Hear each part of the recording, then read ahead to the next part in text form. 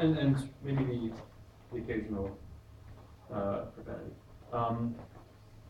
Okay, sure. Hello, dear colleagues. My name is Evgeny Vinik. I'd like to present you a paper called Proof from Tests, which was written about a tool that was created by researchers from Microsoft. So it's all F sharp, it's intermediate language, and so on and so forth.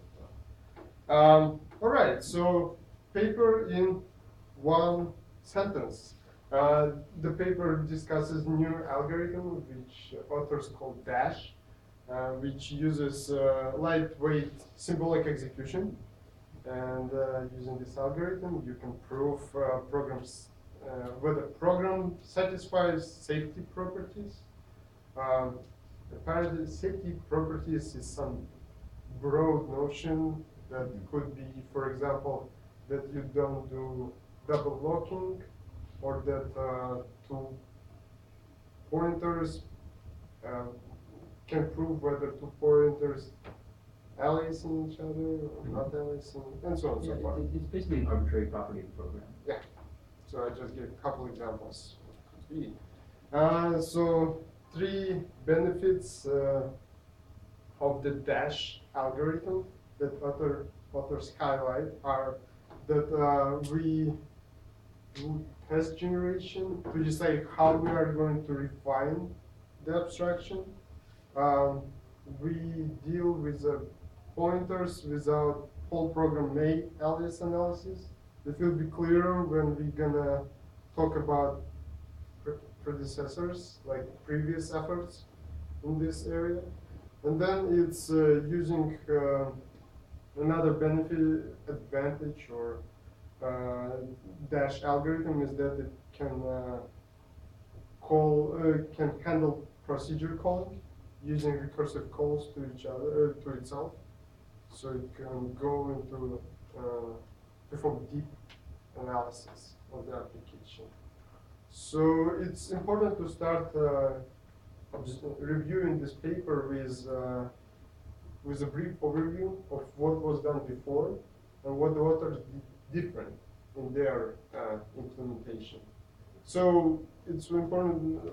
Authors highlight two previous tools, algorithms, which they call SLAM and which were called SLAM and BLAST.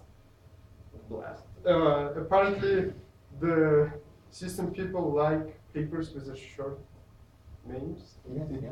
That means something. Well, I can actually throw in some extra insight here. If any of you are familiar with the static driver verifier for Windows, Okay. that's this. Oh.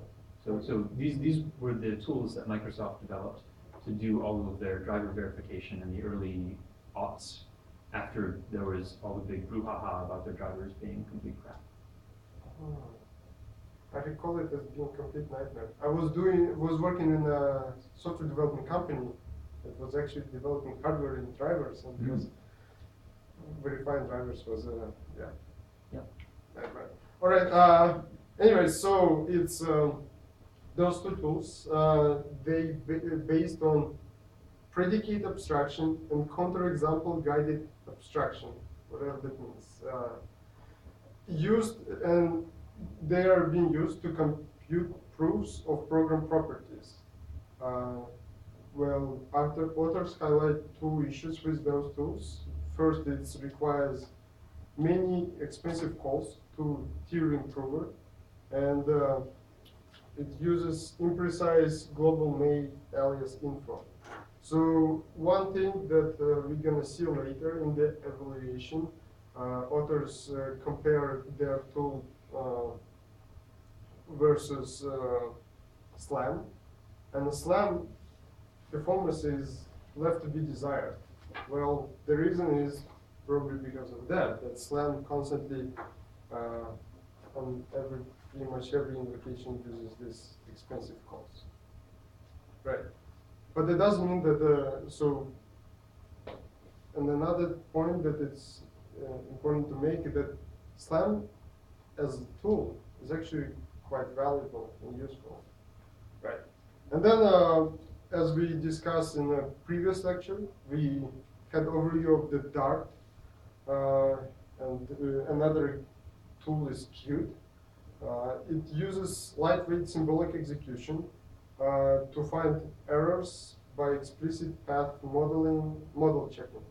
So this approach, you are unable to compute proofs, but you can find, but it's lightweight symbolic execution. Therefore, tool dash is a combination of a proof-based tools, which is Slime or Blast, and testing-based tools, Dart and Qt, which was built upon synergy algorithm. Synergy algorithm was apparently a tool developed before by, I guess, same authors, or like at least in Microsoft, to perform program testing and program abstraction. Now, here's the main hook of the paper, this code example. So we deal with a main function called lock unlock, and we deal with two locks. And partly, as you go over execution using Slam or other tools, you would encounter the issue on the line 16, which I can tell, like, so apparently it's very challenging to show the error on the line 16 can be reached. So I was wondering, why is it so? Does anyone have any ideas about that? So, yeah, as the paper goes, it's So they gave some particular reasons in the context of Slam, I think. in this If I recall correctly. so apparently, well, if we're gonna cite the paper, it's as follows: that due to assignments in lines 4 and 7, unless one uses a path-sensitive alias analysis, it is hard to determine that in fact inside the do-while loop, lock 1 or lock 2 does not allow alias p lock. Right. So we talked about alias analysis back, maybe on the first day or the second day of class. Maybe the first day? I think. Briefly, in this context of representing points to analyses, saying can two pointers point to the same thing? We didn't talk too much about how these are computed, but we have talked about notions of path sensitivity, right? Which is where you can trace every individual path through a program. And we talked about how most data flow analyses are not path sensitive, right? Because you merge information. And so if you end up merging information, then you throw away what's necessary to recognize that these things can't alias. But it gets even worse with most pointer analyses, in that they're even flow insensitive, which means that you throw away temporal relationships. So that if you have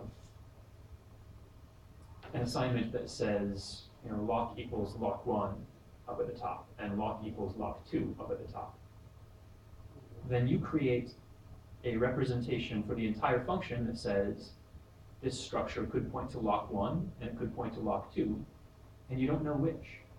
And you don't even start to reset these things at any point if you were to ever look at lines 9 or 10. When we say that okay, so this pretty much would be kind of ignored in a sense? Yeah. They won't be looked upon? The time-based relationships are ignored in flow insensitive analyses. You build up one data structure that you use and add to as you look at the entire program. But that one data structure doesn't have any notion of time. So you end up saying, well, PI lock could point to lock 1, PI lock could point to lock 2, even though you end up changing what lock 1 and lock 2 are. Right, because Or I guess we're just initializing them later. yeah, So we're pretty you much know what I'm saying there, initializing but- the whole thing, right? So Yeah, so the fact that we're changing lock 1 and lock 2 is actually irrelevant at this point, until you come down to the loop at the bottom. But the fact that you don't know which branch you're in, certainly, is irrelevant. So- Or not interpreted properly. here's the question. So if we would represent this lock unlock function as two separate functions that being called sequentially, then the analysis won't have any problems with that. There would The fact that procedure analysis. the fact that things could be called sequentially wouldn't necessarily help at all, because it's still this global relationship. If you have global alias analysis, which is necessary to reason about interprocedural relationships, then the only way to make that scale is to throw away time-based relationships, to throw away the temporal relationships between things, that one thing happened before another, or that two things happened in different branches, certainly. So then, to proceed with analysis, now we have dash algorithm. Let's look closer at what the authors have implemented. So they represent program P as the input into dash algorithm is a abstract program P with a state space, infinite state space sigma, and then set of error states phi, right? And then as the dash algorithm executes, it maintains two data structures. So forest F of previously run tests and finite relational abstraction sigma approximate. Yeah, well, it's abstraction size. That's defining equivalence classes Right. of elements of the state space. So do you have a notion of what the state space is? Does anybody have a notion of what the state space is? What that means? All is it like how many states that file to take? The one which you take as an example, file policy. Okay, that would be an abstraction over it. So that starts to come down to the notion of the equivalence relationship over sigma, where we have this over approximation of things. Equivalence. Essentially, if you look at a state space, you're looking at all of the possible locations in the program and all of the possible values of all possible variables at a given location. Right. And so this domain is very, very large, and if you have a potentially infinite heap, then reasoning about the heap structures makes it infinite. So the state space, the possible locations in the program and possible values of variables is infinite. But all of these states are reachable. Like they are, Maybe not. but they are like they are correct. They're not just all the variables combined. Like they're context sensitive. I guess it's as if the program is correct. Never mind. In a very real sense, the instruction pointer and the call stack are just variables that you can set. So they are themselves elements of the state space, in which case everything is just the values of variables. Okay. That's one way of looking at it. Yeah. It's, A very large. yes, in the context of the program's behavior, it is unapproximated. Yeah. It is the entire full set of the program's behaviors. Right.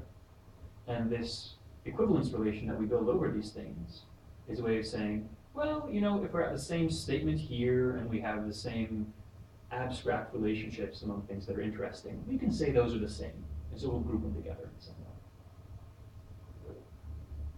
So yeah, and this sigma approximation, it's over approximation of all concrete execution. So apparently you need, as what I understood from this, you need to have, they basically combine dynamic execution of the program under the test.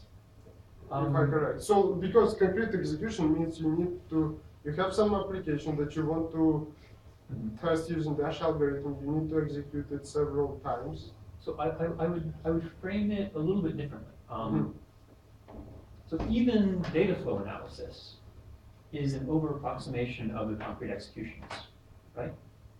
Okay. So simple data flow analysis, which is entirely static and doesn't actually involve the dynamic information, is still an over approximation of concrete executions because it's representing all possible executions. It's an over approximation because you're also representing some that aren't possible. This is where we deal with reachability, right? You're saying that the abstraction we're using could represent some relationships that can't happen in a real execution. But I think the relationship that you're catching here, where we're dealing with both the dynamic with concrete executions and the abstract, is something that happens when we take those two data structures together. Yeah. So to continue, as previous, so that over approximation of all concrete executions, it ensures that there is no path from the initial region to the error region phi. So if there is no such path, then there is no path of concrete transitions that lead from some concrete initial state to some concrete error state. And that is a proof of correctness. So yeah, apparently if we do these symbolic executions and we cannot find that, as we will see later, there is no paths that lead to the potential error, then well, then we can say that this function, this program is correct. So one way of looking at that, I think, to make it more concrete at this stage, would be to say that if you had a control flow graph, and inside this control flow graph, there was an error statement, right? And you were able to prove somehow that that error statement was unreachable, then you're saying this error can never occur. And that's all they're doing. They're proving that the errors are unreachable. And thus, the semantic control flow graph is one that doesn't even include the error statement. And that's what they're computing. Yeah, and then as authors say that the key insight that we should take from this from the Dash algorithm is that if the test generation attempt to extend the forest so yeah, okay, 1 second.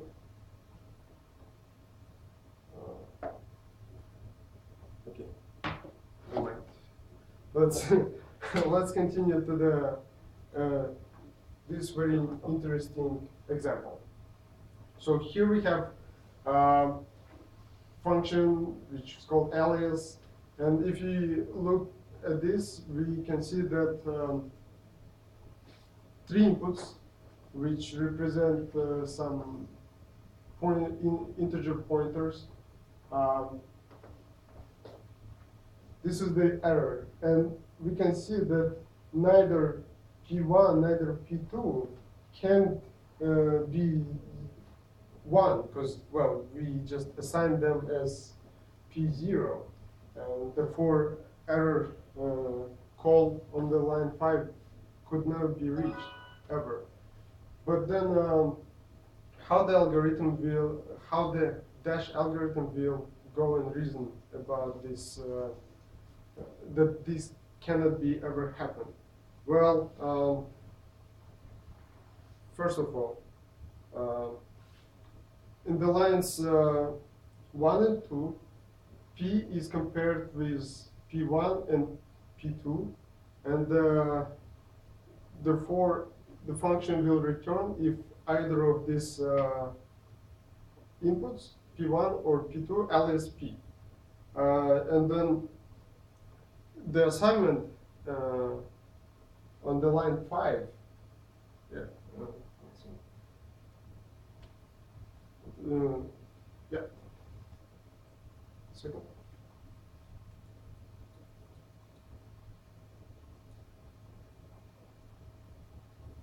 Right. So this is how we will do. First of all, we will execute along lines 0, 1, 2, 3, 4, and 5, and then we will we're gonna reach line 5.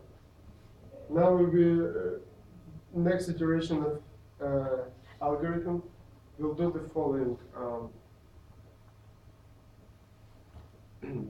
Okay, so it will on the second iteration, the dash will examine that this call leads to an error region, and therefore it will try to test whether alias covers the transition from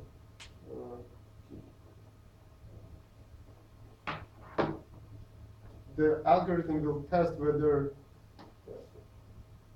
alias f alias will cover the transition this state, and this is what we're gonna see here, and it will determine that it's not possible. Then it goes to the previous state, and so on so far, where afterwards it will determine that 5 is somehow reachable. So, Okay, so it sounds like this seems a bit magical. it's more, yeah, it's not very clear at all. Okay, I can actually attest that the previous paper was far more opaque even, but it does take a little bit of care and working through these things to really figure out what's going on. And part of this is because they're only showing a portion of the control flow graph, they're not showing the entire example. So it's difficult to see exactly the relationships that happen here. But I think we can work through this by thinking about the two data structures, right? They have the tree and they have their abstraction. They have forest, Right.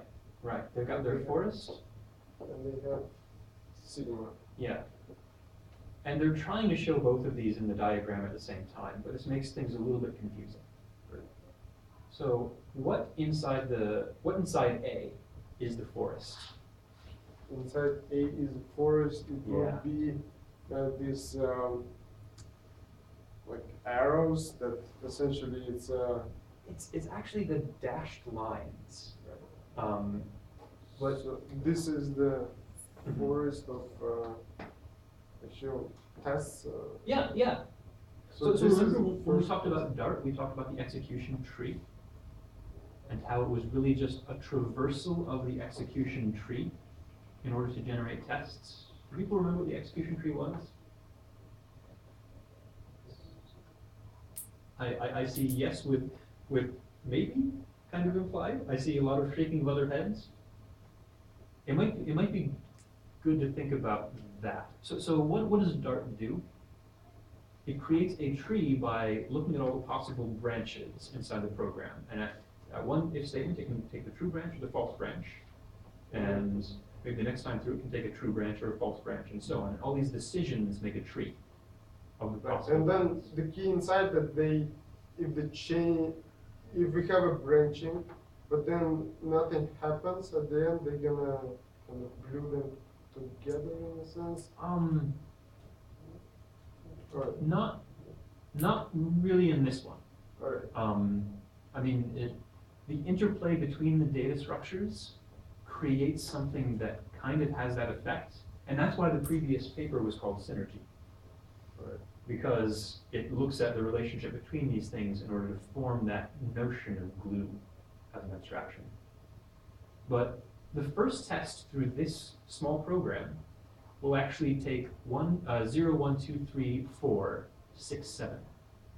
Yeah. right? It'll skip 5. Yeah. And so that'll be the first test in our tree. If we generate a random input, pretty good chance that's the path it's going to follow. And so that's what F starts out as. Yeah, because it's like if we're gonna input P1 and P2 on random, it's very unlikely that P equals P1 or P equals P2 and we're gonna return immediately. And even if we do, it'll still work because the process that we see in this example will just further explore down to this test case where we take 0, 1, 2, 3, 4, 6, 7 anyway. Yeah. Because that's what Dart would do, right? Yeah. I'm not sure how clear that is, but that is what it would do, because it's exploring the possible paths. Okay, a little bit more nodding, that's good. So that's F, that's where F starts out. What is the equivalence class of sigma? And that's the blue arrows in the bubble. Yeah. Now, this is, what is this again? What is the equivalence class of State space. sigma? Yeah, it's the equivalence classes over the state space. Do you remember what equivalence classes mean?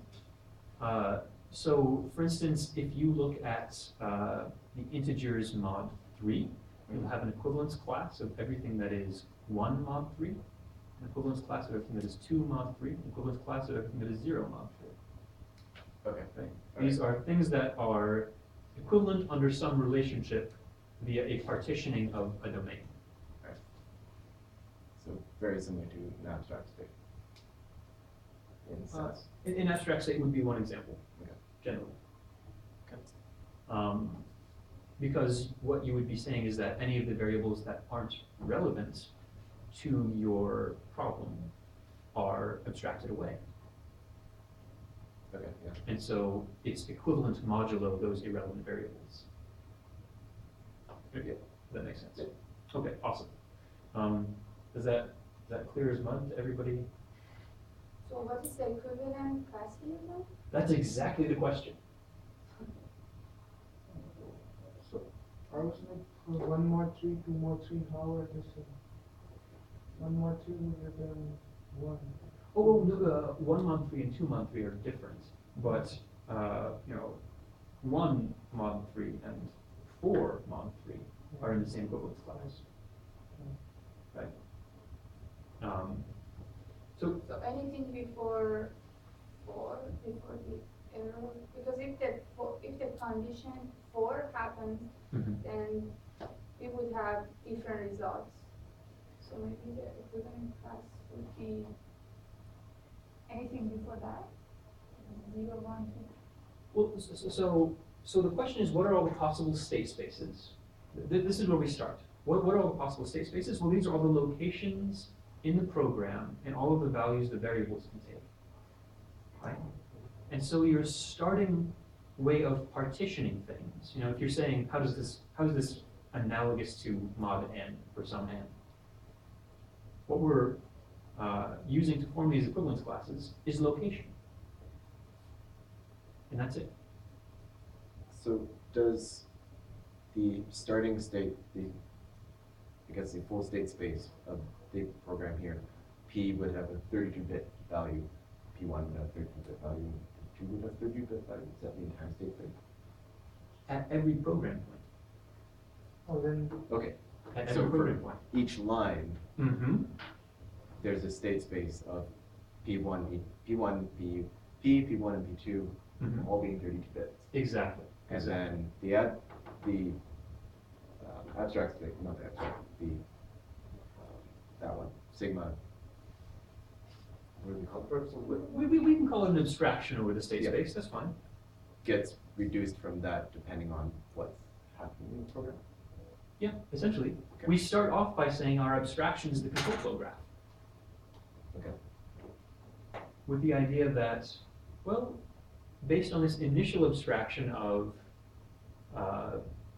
saying that the behaviors at a particular statement are all related in some way, that's a reasonable enough abstraction to start with. You don't actually have to start there. You could start from an empty abstraction of all things being equivalent and rederive the control flow graph, but it's a waste because you just end up recomputing the control flow graph anyway. So what happens then is that we need to rediscover the facts within the state space that are relevant to the failure. In this case, that is just whether or not line 5 is reachable. And so this whole process discovers the facts that are relevant for whether or not line 5 is reachable and illustrates those facts or represents those facts inside the graph, right?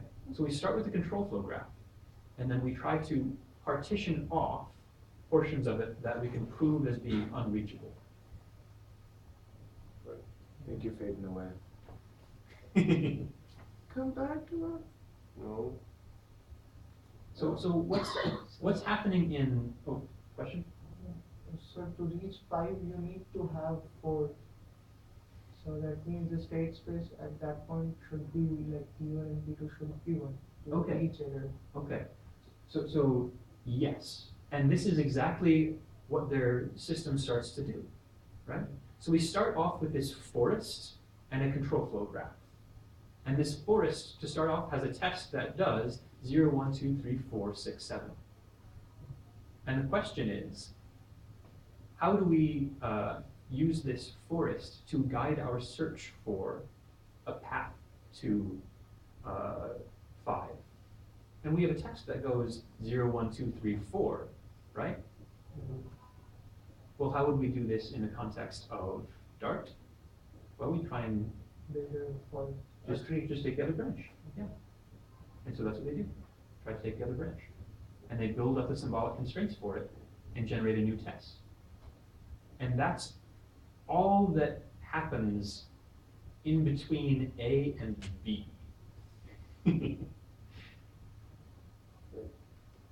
There's a little bit more that happens in order to get to B as well. That's not clear. What is on the other? Is so one of them is one side, one hand of the branch, the other one is the other hand. Not quite.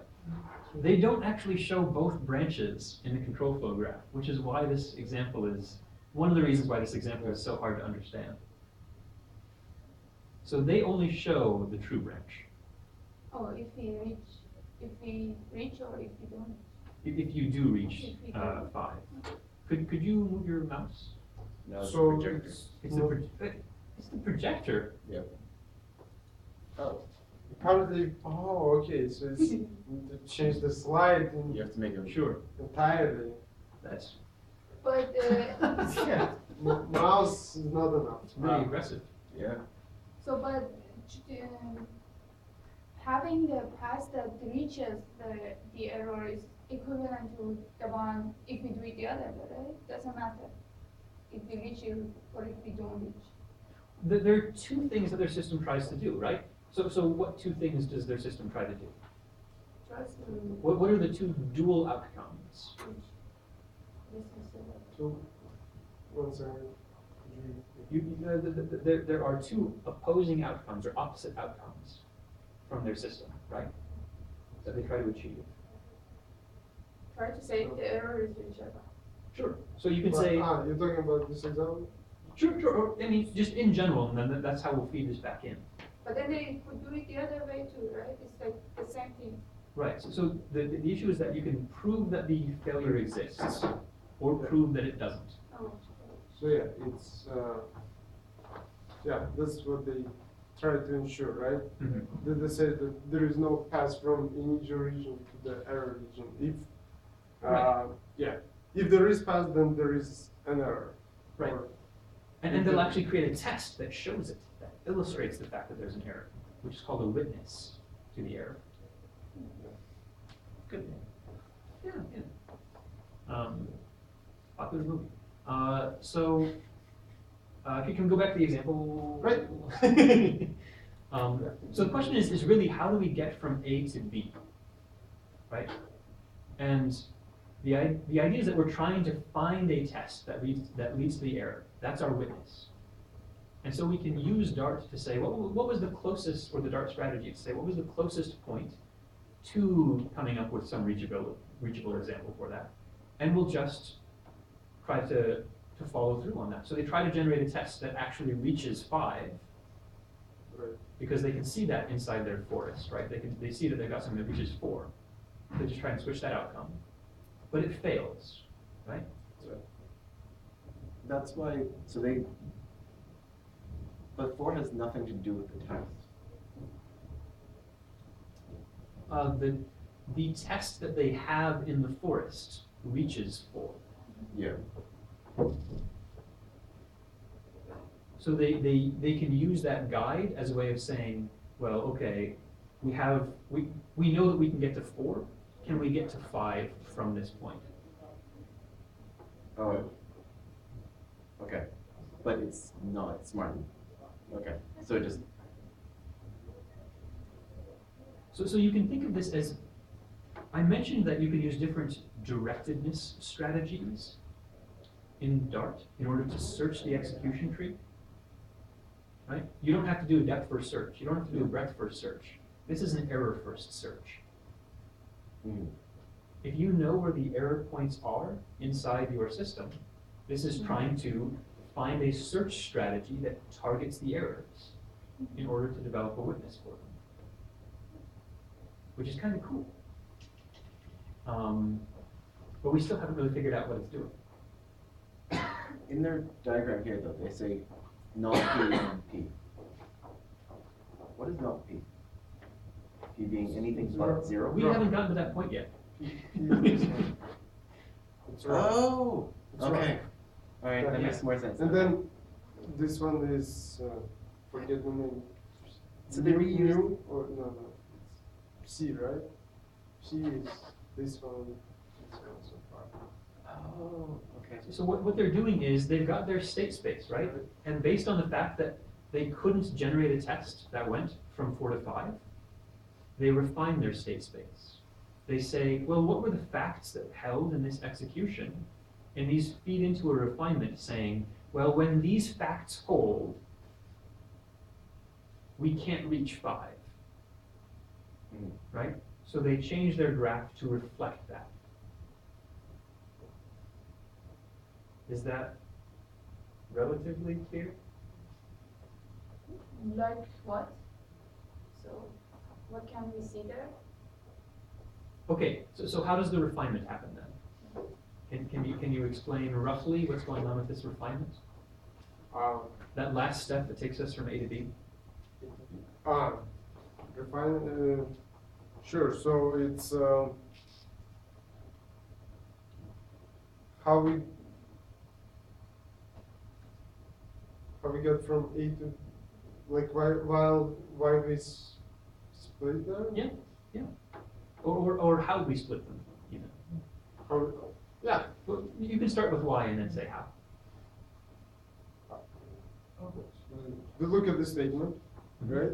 And they figure out, okay, if we're gonna say this statement is false, then we're gonna go to the 6, like next statement. If this is true, we're gonna go to the error statement. So they look what's inside, and they substitute.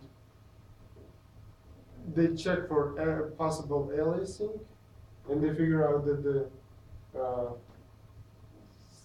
like whether this is, so that's the statement here, and they understand that it's the statement should be true, right? And that's what it is. Mhm.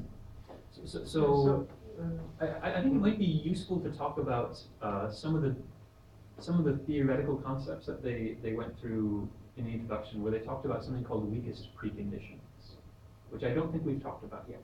And it's going to come up again in one of the debugging papers. Has anybody heard of weakest preconditions before? Probably the most unlikely one that make the condition true. It's a little bit nicer than that. So how many people have heard of preconditions? Okay, a few more hands raised. And postconditions?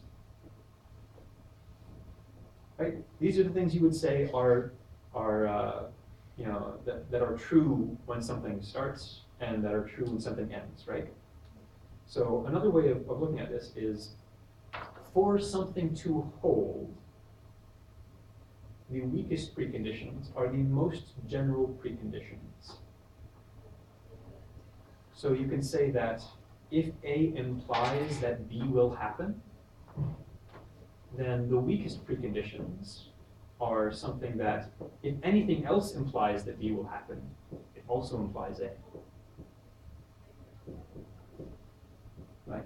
It's basically the most general condition saying, if these conditions are satisfied, this other thing is going to happen. There's no way to avoid it. Right? And that's what we're capturing down there with P, right? The condition necessary in order to reach 5. The condition necessary to hit that error. Right? Or row, I think. Yeah. And so that's our constraint down there. And we're saying it's necessary, these most general sets of this most general set of conditions for reaching the error didn't hold because we weren't able to generate a test that went there. Right. And so we will say that this isn't true and modify our abstract state space by saying, in the set of cases where this is not true, it's not reachable. But maybe there's some other set of cases where this could be true. And so we will just conservatively split that graph a little bit by saying, we know from 4 that we couldn't get to 5 because this condition didn't hold, not row, right? But maybe there's some other case where 4 and row does hold. And so we'll split those two cases apart. And the idea is that if we can propagate these conditions back up through the graph, then we can split off all of the possible points that could lead to 5, so that if this partition of things that can reach 5 is unreachable from the entry point, we can prove it's impossible. Is that relatively clear? That's still just a high-level description of what's going on. So in 3 and in C and D, it is propagating the condition from. Effectively, yes. It's propagating those conditions back up. And at that point, the aliasing becomes relevant, right? And so this notion of how the aliasing affects things has to be included in the condition. And that's why you check for P equal to 1. So first you assume that if to reach error you have to have 4. So you, for 4, say, to be true, you just assume that it's true. If it's true, then P equal to 1 and P2 equal to 1. Then using a weak P condition, you know that aliasing could happen. So P can be, so if aliasing could happen, then you take a path saying P equals to 1. And if P equals to 1, in that case, it also means the eta condition over there saying that for that to be true, you will have to have P1 equals to P2 equals to P. Exactly. And so you keep moving up, and when you reach the root, you know that there is no test condition. So there is Exactly. no error. Exactly. So, I mean, if another way of saying that is, if you're at statement 3, well, if P1 and P2, if P1 and P2 alias and P equals them, then statement 3 would be enough to cause the failure, right? If we don't know what the previous part of the program is doing.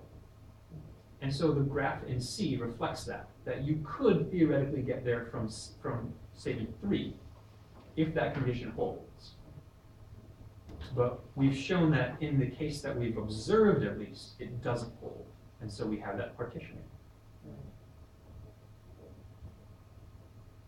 So it's using the facts you observe to refine this abstraction. Is it the third assignment? Mercy, no. That would, the third assignment, so you missed this. The third assignment will be the easiest. No,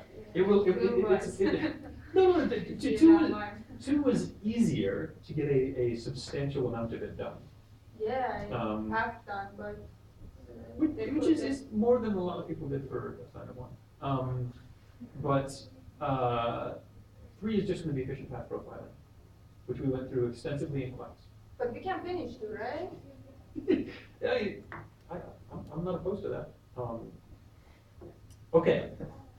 Uh, so, we have this notion of splitting, and the goal is that you split things off entirely. Are people clear with the high-level example now? So that was the first hour, getting through the introductory example. There was. Yeah, Notion of split. I was gonna ask a question about this, but I don't know if that's for you. Yeah, Ask. of course, Discussion. it's discussion. What's in D? What's mu and Right. y? Well, Mu, Wait. like the levels to Oh. 1 and 2, they have variables on them. So mu and y? Are they defined anywhere? No, it's a previous one. So this is, we have c and the mu. It's That's n. It's just a continued. This is not propagation. it's a Greek letter. My Greek is pretty bad. It's a Greek letter c. So it's that continued propagation. So remember that notion of weakest preconditions? Yeah. If you use the weakest precondition Yeah. and always stated that would be enough. That would be enough to split these things. But we'll see that this is undesirable because the weakest precondition is a bit more verbose, right? Or perhaps we'll see this. We'll see. Okay,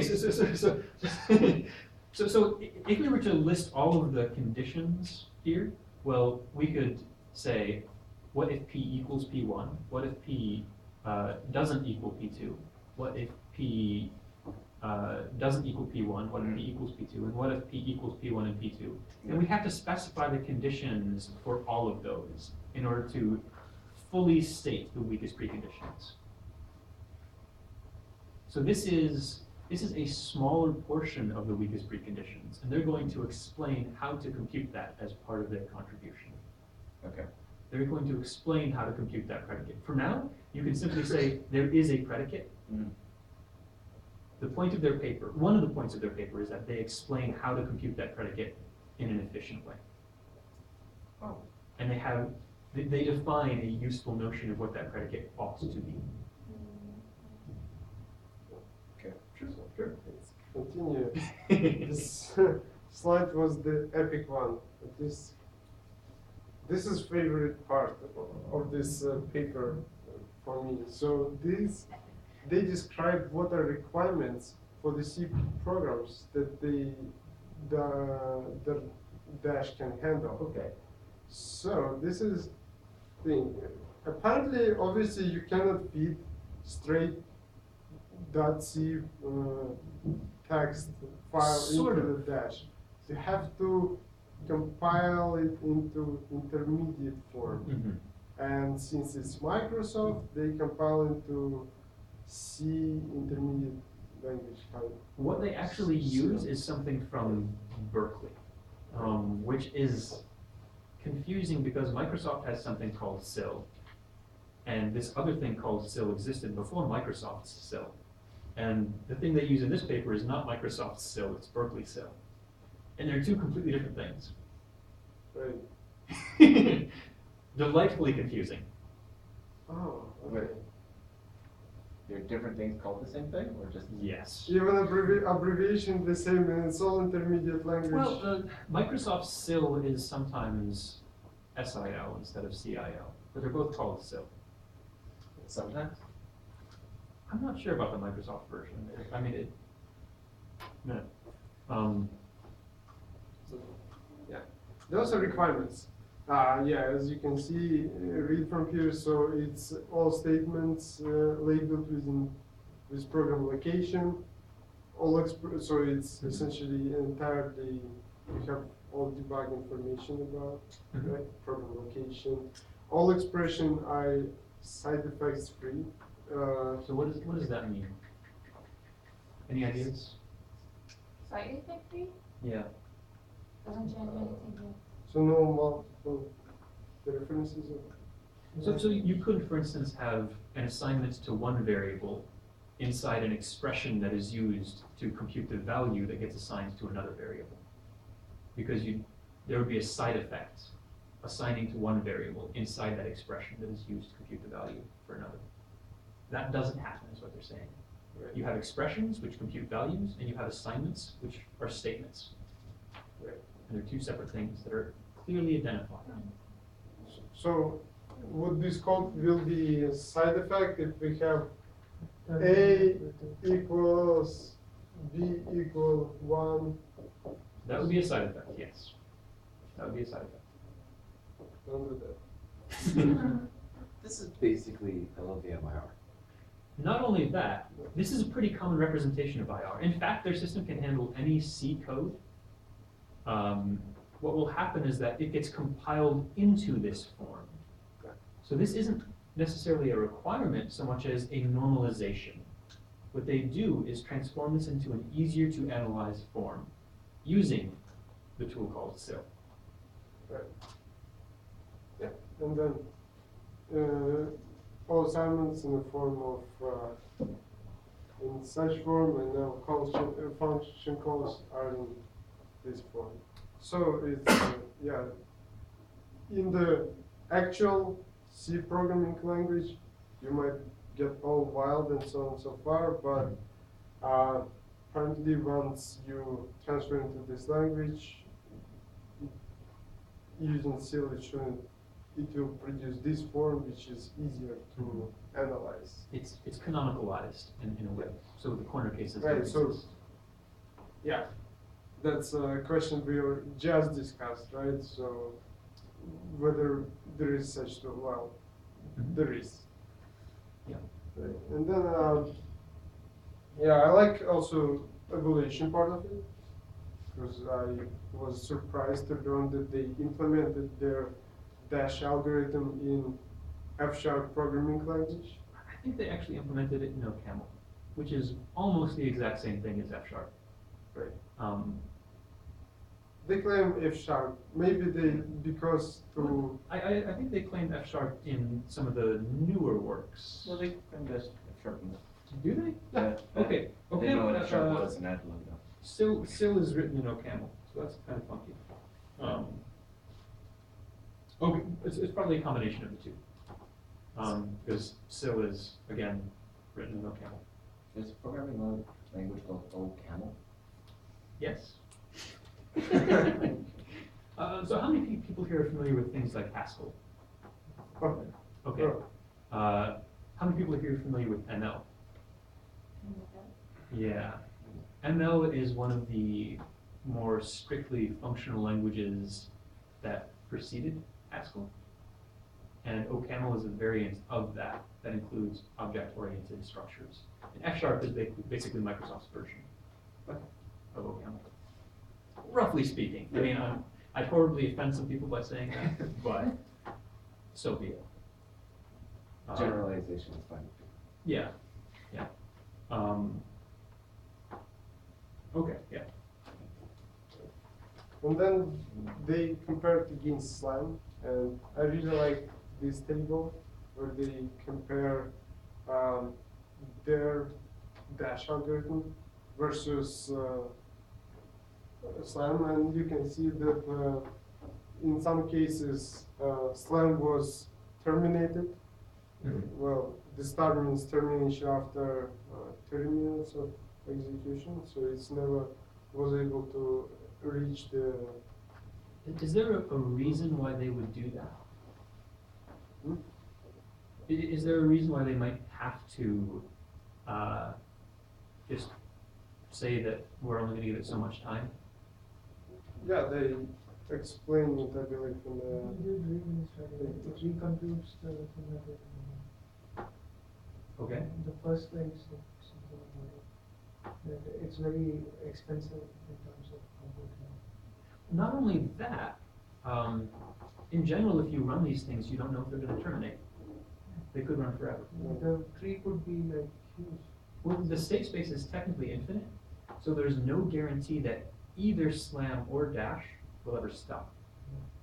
They could keep refining forever So and never reach a termination then condition. you could say that these benchmarks are specifically chosen where Slam did not terminate and Dash did. Mm-hmm. They can be opposite cases also. In it's very, very unlikely, given their design structure. I guess theoretically it's possible. So basically, this is illustrating that SLAM did work. In this case, it's because, the reason why SLAM timed out and Dash did not is because of inefficiency issues. But And you could say, you don't know a priori when you use these tools, whether it's inefficiency or just non-termination. And so after a certain point, you have to give up. And you don't know whether you could have succeeded eventually.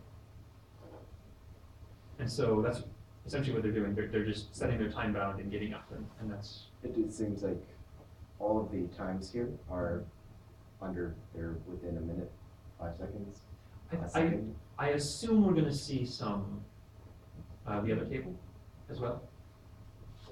There's another table which, sorry, not another table. There's another graph which illustrates times that are not of that magnitude. Yeah. We can take a look at it. We can look through the paper a bit as well. Right. It just, so essentially this table shows the advantage of lightweight symbolic execution that they implemented in the Bash. As you can see, it's well, sometimes order of magnitudes faster, or at least half an order. So to compare, right, 11 seconds versus 2 seconds, so fairly big difference. So walk us through some of these columns. Yeah. We've got itters, TP calls, and times. So they used, as we mentioned early in this class, originally, I believe SLAM was used to profile drivers. So they took the domain familiar to SLAM and they tested the dash on it. Therefore, you can see such Bluetooth serial floppy. Do they really test drivers for the floppy drive? Well, apparently. Yeah. And Absolutely. you can check, see how many lines. Bear in mind, this was in 2008 when most computers, well, maybe not most, a lot of computers still had floppy drives. What? There's a lot of them,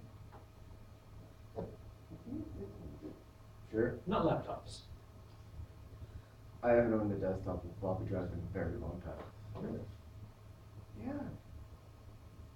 Okay, Right. this is kind of off topic.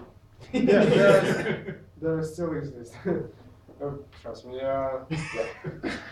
And then this is the, as we discussed, the dash algorithm is to check the property, to prove whether some property, program confirms some property. Right. And this is the property spin lock. I might assume whether we have a issue with maybe double locking or something like this. Yeah, probably. Mark, interlock Q, IRPs. So in general, you can just think that these are core correctness properties of these drivers. And of the API, in particular of the APIs, the kernel APIs that these drivers use in general. Because that's what the static driver verifier and other stuff inside Microsoft was used for, making sure that you use the Microsoft APIs correctly in your driver, so that you don't have a horrible driver that causes a blue screen of death. Yeah.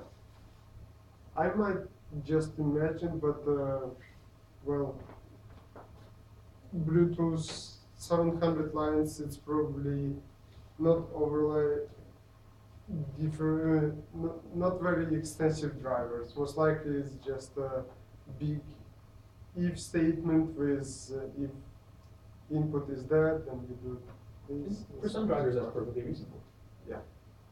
The property column, is that one error that they're looking for? One type of error. So you could think double locking and double unlocking, Okay.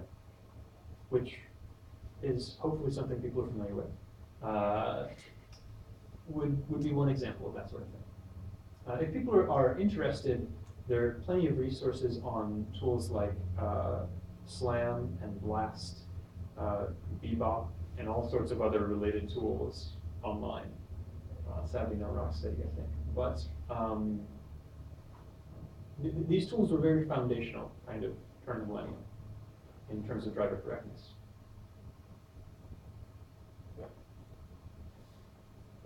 So another thing you can see that, that apparently how many iterations of the algorithm was performed. So I might assume that the dash, you can see so many iterations of algorithm because it calls to itself recursively to do intra-procedural analysis. Not only that, it just does less work in every iteration. Yeah. So it's both of these systems, both SLAM and Dash, have a notion of refining the abstract state space. And so the question is, how do they perform this refinement in order to prove that errors aren't reachable? And the way in which they use different methods for doing that refinement determine their efficiency. And so every iteration is going to split something and add in a predicate that defines this splitting in some way. The exact predicate you use will determine how many iterations are necessary in order to prove that the actual error is unreachable. And it also determines the next column to some degree. Which is execution time. Well, the TP calls, Is that the solver? the theorem proof, yeah. Third. Yeah. So the big thing about Dash is that when we look at its algorithm, which we'll do, it makes one invocation of the theorem prover per iteration. Whereas, which you can see, I mean, that's clearly reflected in those two columns. But Slam makes numerous invocations of the theorem prover in every iteration. Because basically every operation inside Slam requires a theorem prover to use, and theorem provers are expensive. Exactly. And then,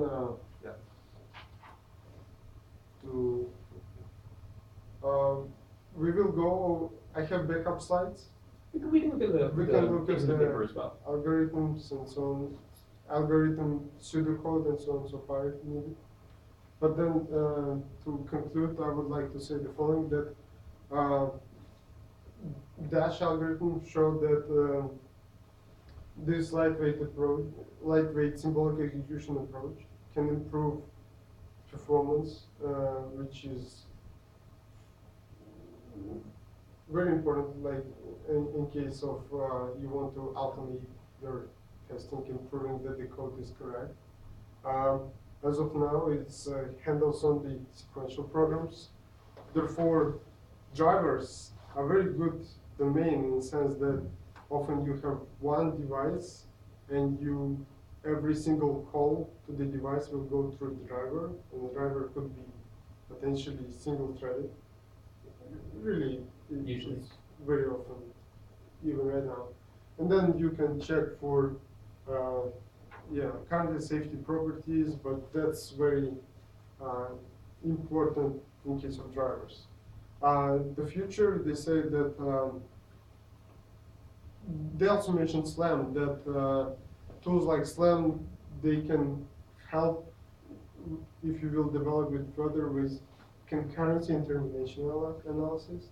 Apparently, and this is, again, they came from the driver development area, where, first of all, drivers normally don't terminate, they run forever as long as you have hardware installed. And not many of them are concurrent. Or often it's like if you might have several drivers for one device. I don't know about this one. So there might be some issues with concurrencies insofar as making sure that the way in which events are serialized or something like that which is a weird notion of concurrency, but it comes back in JavaScript as well nowadays. Termination though is an issue even if you just have a loop. As soon as you have a loop, which drivers do have loops, you don't necessarily have a guarantee of termination. And back when people were going hog wild in how they were coding drivers in Windows, you didn't have guarantees that a loop would finish, and so a driver would just hang. And that's unpleasant. And critical. Yeah. Okay. So let's. And then, yeah, if we are interested, like we can have look at the pseudocode and so on and so forth. So everything that we've seen so far, the high level picture of it actually fits into the notion of the predecessor paper, Synergy, where we have this forest of tests, and we use that to guide our approach for refining our abstraction. And what this actually gets into is how you are able to choose precisely where and how to do this refinement using the symbolic execution and the information inside those tests without extra calls to theorem improvement.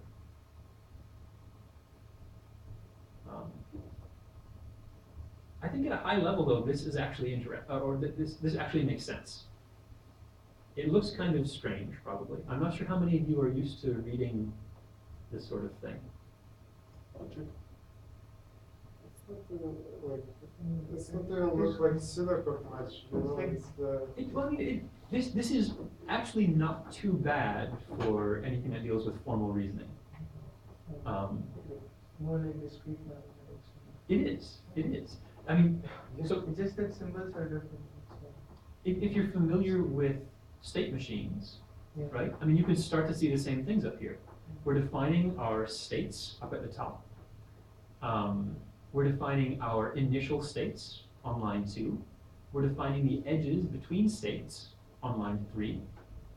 And then 4 is just the program is some combination of states and edges and initial states. This is just a state machine, same way everybody else has seen, right? There's nothing new there. It's just formalized. How many people have dealt with abstract state machines of some sort, finite automata, dealing with these formalizations before? It was in it in them. You seen them in a Reading course? them, understanding Yeah, well, everywhere. yeah, oh, okay, that's good. That's good. And then there are just 3 different cases that happen inside this, right? If we look inside this loop, it just says several iterations of 3 cases. So what are these? so whether we have any, well, I assume this is whether we have any paths from the Mhm. forest to the error region, which Yep. is phi. Yep. And if this intersection is empty, we're gonna check for witnesses. Yeah, so essentially this is saying if we have a test, roughly speaking, if we have a test that reaches an error state, just return it. Basically all that's saying. So we're gonna say some property fails right away. Mhm. If not, we're gonna go for, yeah. Well, I Okay. guess this is whether we prove that safety property does not, yeah, so there are no errors essentially. We're gonna return pass, Almost. So what does get abstract trace? get ordered abstract trace. Just abstract trace, line 12. This is how we're defining the search strategy. So what does that do? It will define space. Space.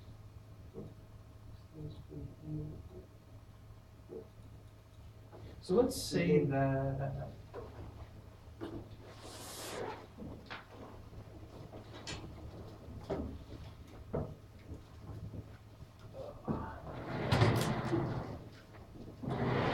use this chalk. Let's say that we've got our control flow graph. That looks a little something like this. And hopefully the implication that red is bad is clear.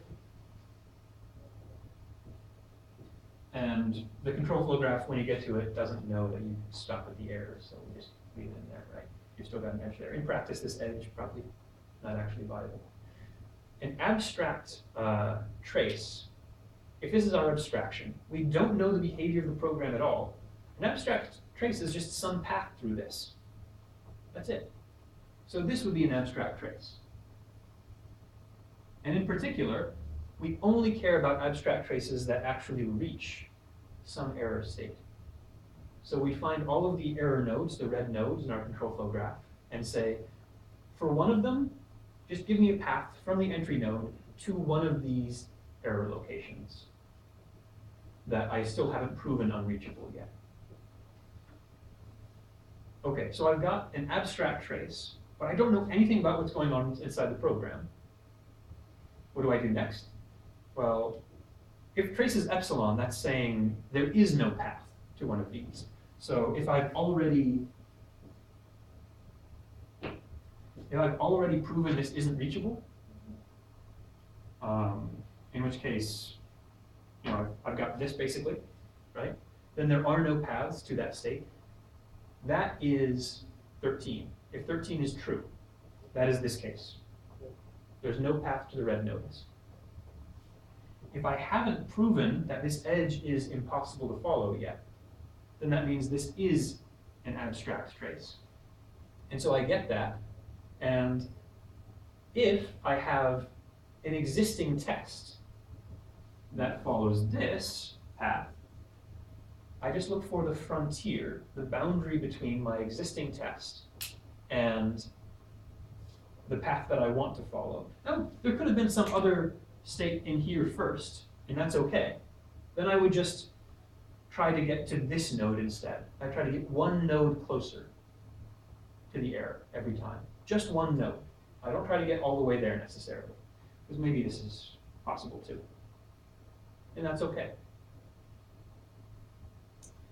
So I just try to get one step closer. And when we look at extend frontier, that gives us two things, right? I have this notion of the trace, and I have my forest, and I've got my program, which is my abstraction. I get back T and rho. What is T? Test case. Are we guessing? Yeah.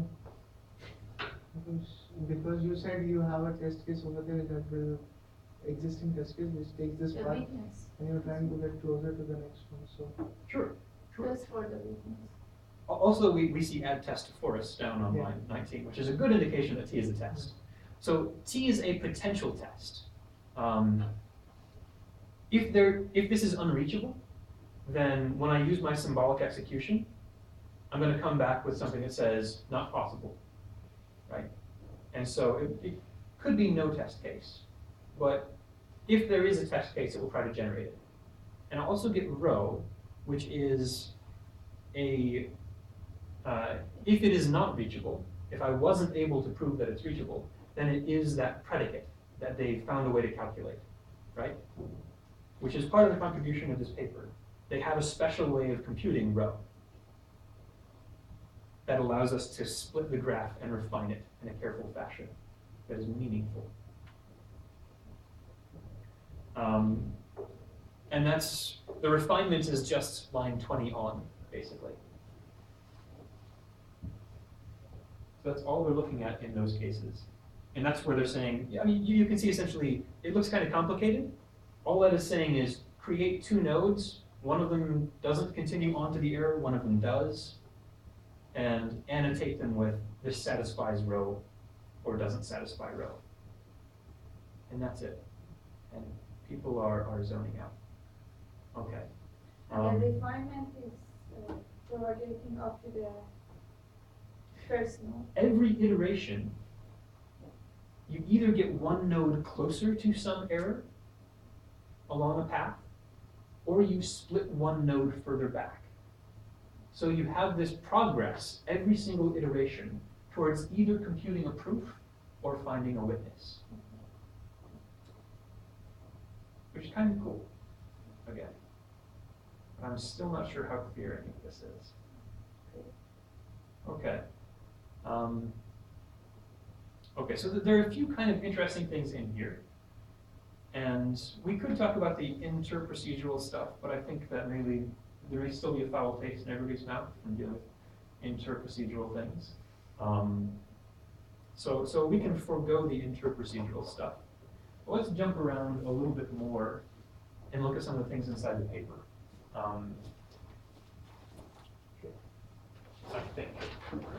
I guess you actually have follow-up slides that look at the actual refinements, right? Or look at the actual predicate. So I have Okay, yeah, extend frontier. This is the inter-procedural version. inter-procedural version of extend frontier. Okay, This is symbolic execution. Yeah. okay.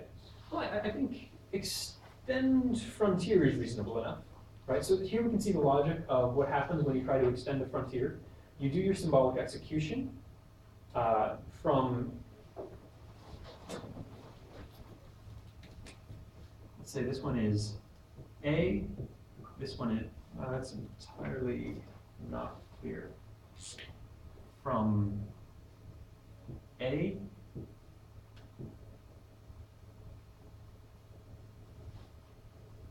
to B, right? Just to go from what was reachable to something that hasn't been reached yet. And we check whether or not that was satisfiable, whether or not the path constraints were satisfiable, just like we did with Dart, right? And that's all 3 is saying.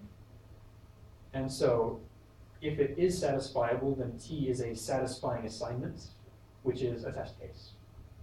Some appropriate inputs for the test. Otherwise, it's not satisfiable, epsilon.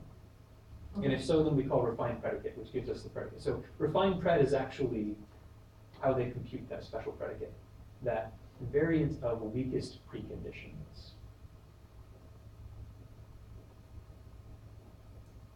Which is still fairly opaque. What is K minus 1 and K? That's basically saying A and B. A is K minus Okay. 1 and K is B. Can we see how they find the weakest precondition in the refined? We can. So let's take a look at the paper. Do you have the paper? Yeah. Okay. And there are some other interesting things in the evaluation that we could consider as well, but maybe we skip those. So they don't just look at things that execute in a matter of seconds. They look at a lot more things that execute in a much longer period of time than seconds as well. Yeah. So don't let that be deceiving. And they did better than Slack. As they ought to. Yes. As they ought to. 300 times.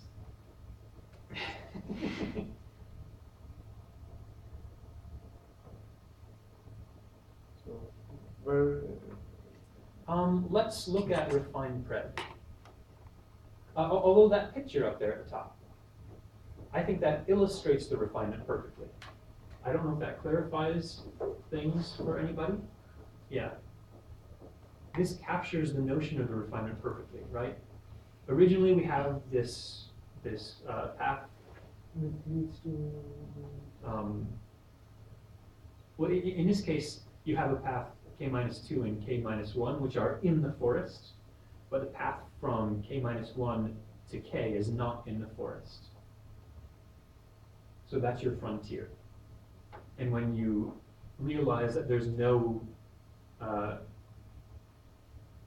when you try to come up with a satisfying assignment that generates a test that leads from K minus 1 to K, you find out it's not possible, and you end up splitting them apart. And so you have not rho on the things that were reachable, and you say rho is true for the things on this potentially but not yet proven unreachable portion. So in this one, The abstract state, like the abstract states are all the bubbles. Yeah. And then what you do is you split, and then because we're only caring about getting to SK, we can throw away the not P version of SK minus 1. You don't necessarily want to throw it away. But it no longer becomes in the abstract state. It's still there. So it's a refinement, right? So all we've done is split these things apart and saying, well, if you take this path, then this predicate is not true. And as a result, you also can't reach SK from this state when this predicate is not true. Okay. So my question then is, how are we reducing the abstract state, the state cloud, like the number of states that are possible? 'Cause I was under my impression that it actually reduced the Okay, so number of states. in general, just like when we talked about this with data flow analysis, an abstraction is just a group of stuff. It's a group of things. It's a set of things, right? Formed by some relationship. And so you've got some set of paths that could take the left-hand path where things can't reach K. And you've got some set of possible paths that may or may not actually be feasible, which would take the right-hand path and hit K. And so every time you refine that, you subdivide the number of paths. Some of the paths go on the left-hand side, some of the paths go on the right-hand side. And if you're able to prove that all those paths that go on the right-hand side aren't actually possible, which is what they're doing through this iterative refinement, then you can prove that the thing on the right is unreachable. So it's a question of slowly subdividing things and figuring out how to figure out which paths can go where and what predicates determine which paths can go where. Why do we still keep track of the other one, not the? Okay, good question. Especially since I kind of, We have like two motives, right? One to find error and the other to say that there is no path.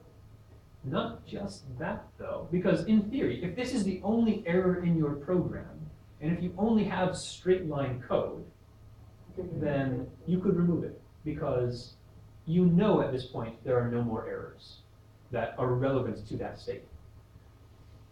Maybe you've got errors in other places, and maybe there are multiple ways in which you could reach K.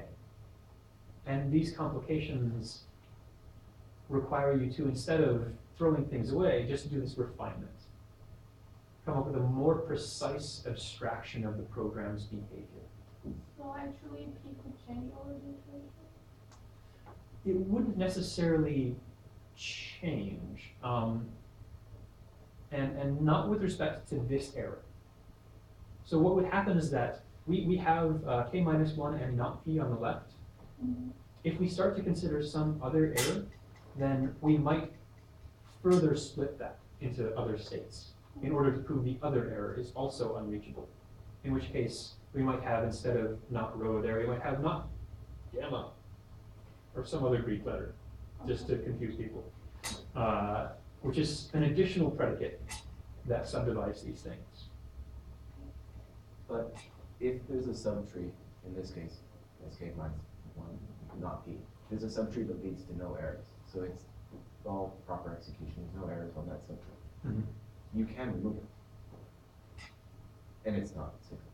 If this were the entire program, Yeah. how often do you see this as your entire program? And it's often simpler to just, because you want to prove that there are no errors, instead of just this one error isn't reachable, it's usually better to just refine things over time. Right. And the idea is that you want to refine as few things as possible, so that, and then with as little complication in these predicates as possible, so that you're building up a more precise notion of what the program does, and that they're all useful in the final proof of correctness. And in fact, if you look at things after the fact, they'd all be necessary for a final proof of correctness, because they're saying which invariants hold at which points in the program. Okay. Is that reasonable? Yeah. Okay, okay. So are we actually moving close to an understanding of what this crazy paper does? Conceptually? Yes. At a high level. At a high level is all I'm looking for. Because there's the depth of stuff that goes on into this, and just the notion of dealing with theorem provers in a meaningful way is rough. If you can understand it at a high level, and this notion that they're refining the abstraction of a program to prove that there are no errors, I think that's good enough. But we probably still want to look at this refined pred. Let me see if they actually did that to my satisfaction. I don't think they, I think yeah, they don't really. the refined pred. Yeah, that wasn't useful, that wasn't useful. So the question is, what do these predicates do? How do we decide what row is, and how do we know what's good? Right? I mean, they're saying we have this predicate, which is true. I mean, you could say, well, x is greater than 5, and so we can split all the paths that have x greater than 5 into one side of the tree, all the paths that have x less than or equal to 5 on some other side, or some other part of the abstract state space, and that's fine. But how do we decide what that predicate should be? And what is useful for it to be? Go like one step above the error every time, right? So say that's the red part which is error. So you look at the B statement and then you will see, can we go to the error from B? Okay, And the B statement, if we can go to error from B, then the B statement will decide the predicate. okay. The question though is how. So let's actually look at just exactly that right here. Let's say that we got this far. Our frontier got to this point, and we tried to generate a test that got here, and we failed.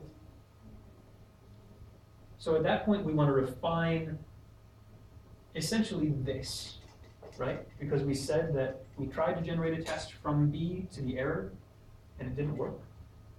So we need to refine this in some way. Well, we want to refine things in a way that tells us this is unreachable. Otherwise, we'll just, when we try to generate a new abstract trace, we'll just generate the same one, right? So that's one of our criteria for a good predicate. It should be something that tells us we know we can't get to this point, that it's unreachable. And we know that because we tried using the theorem prover to generate a test that got to this point, and we failed, right? Okay. Agreed? Sure. So we tried to generate a test and it failed, so that means we can't reach this. Yeah. Assuming a sufficiently strong theorem prover. So we know we can't reach this, and we want to have something that is strong enough to say, we can't reach this. Well, what did I talk about before in terms of things that tell us whether or not something can be true? Preconditions. Yeah, weakest precondition. The most general condition that says whether or not something will happen. So the weakest preconditions for taking this branch will tell us whether or not we can reach this. And so we'll split this based on the weakest preconditions. Because if the weakest preconditions don't hold, then we can't get there.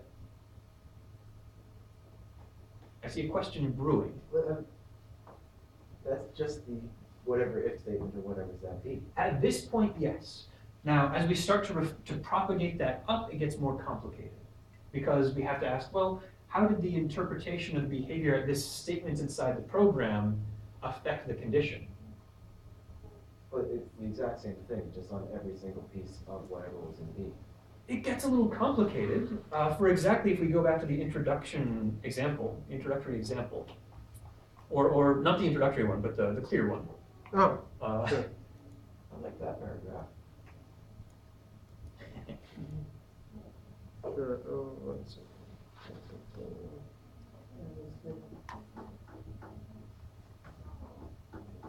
Yeah. So close. There we go. Okay, as soon as we start dealing with aliasing, the aliasing information, whether or not two pointers are related and how, starts to affect what that condition is. Okay. This is actually not the weakest precondition. Yeah. So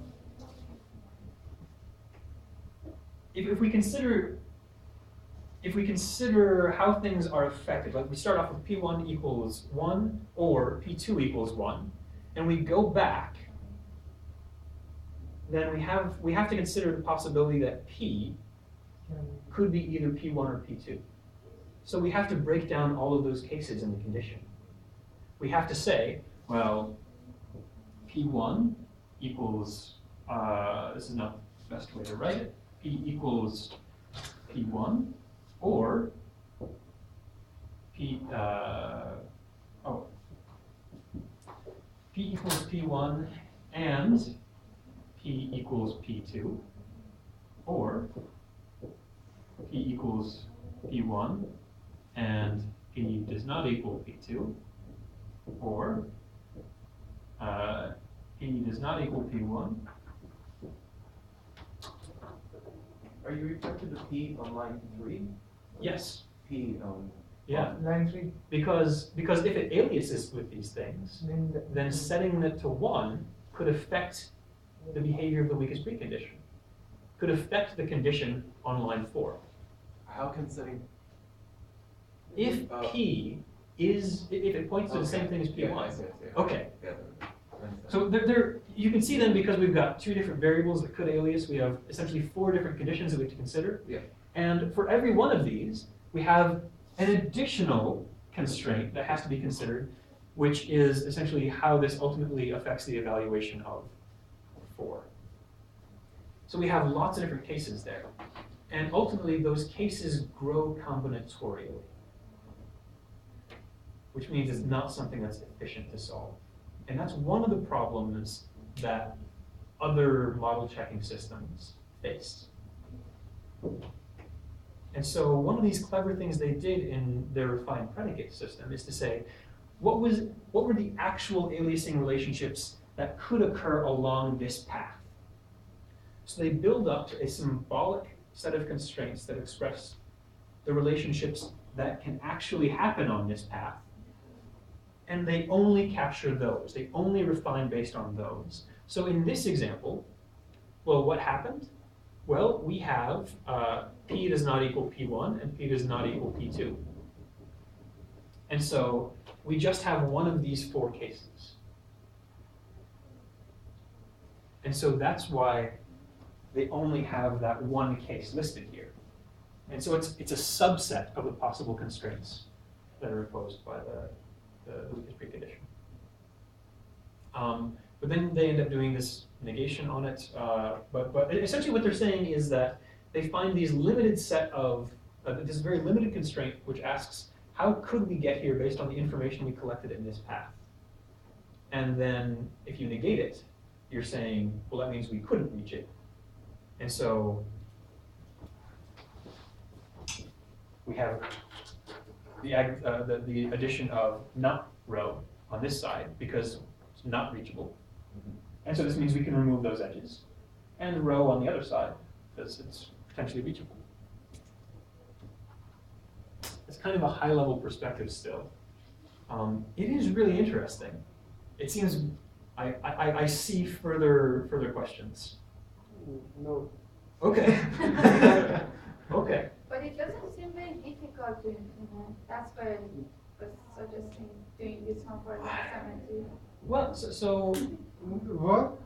No. And have a assignment- deadline for the assignment too. the nice thing about good presentation of a paper is that it should get the ideas across without getting the difficulty across necessarily. This is non-trivial to get right. I would say it's much harder than assignment 2. And that's if But people that's had been nice. successful with assignment 2, which it's it looks simple, but that's because they're getting across just the kernel of the idea, which a good paper does. One of the things you might try is, for those of you who are interested, and maybe didn't read this paper, and then go back and read the predecessor. The predecessor is difficult to understand. It doesn't present things in this clear way. Which one is predecessor? The predecessor was called Synergy. Was the one that We have not. It wasn't No. actually presented. So we're looking at this one because this one is potentially understandable, which is a good thing for a paper. I think it's an interesting thing to understand, and so it's good if we look at the version of it that is understandable. I appreciate that, thank you. I do what I can. I do what I It can. feels that this potential wasn't realized completely. That's fair. That's fair. There are some other very interesting kind of deep things going on here as well. Like they're not using the concrete aliasing relationships that go along this path because that can be incorrect. They have to use the symbolic aliasing relationships and other weird things like that that get into the real subtlety of this. I have a question. So these are like, now I know that these are actually very helpful. Like the double locking thing, I know a friend of mine that made that mistake in Facebook and screw things. But Yeah. so, but like right now, do people hire software engineers that can write automated tests for their software? So Because this can prevent so many problems. Microsoft uses this extensively. In general, you don't hire software engineers to do this. Companies do this and get paid lots of money by the software developers. You can develop simpler versions of this sort of thing in-house. You're much more likely to develop techniques like the testing technique we saw for compilers in-house versus something like this. This is much more specialty. Some companies do, but it's a bit less common. You're much more likely to use a pre-existing solution developed by, say, Microsoft. Because they have a tool. They've got Yogi, which does this sort of stuff. And it's the kind of thing you can use to verify drivers. But this could be like application-based, like not exactly The this. properties would be. The process is generic. Exactly how you define what an error is, that is what would be very So application these are specific. not called, like people are not called test engineers, those that were. Usually test engineers either write tests or automate tests, which means they deal with a lot of JUnit. Usually that's more what a test engineer will do and deal with things like getting an appropriate script to run your JUnit tests and analyze them in a meaningful way. This is something that you're probably not going to see a test engineer do. You'll probably, if you develop the cutting edge tools for software development at Google and Microsoft, you'll be developing this sort of thing. And I didn't mean exactly this, I mean Okay. in general. Well, so in general, the Double things. locking things are. Oh, sure. So double locking, for instance, it would be very easy to write a double locking tool for the Clang static analyzer, which is something that comes with the Clang compiler and simplifies the process of what I had you do inside Project 2 to a degree, albeit in a more limited construct, in a very concrete execution-oriented fashion.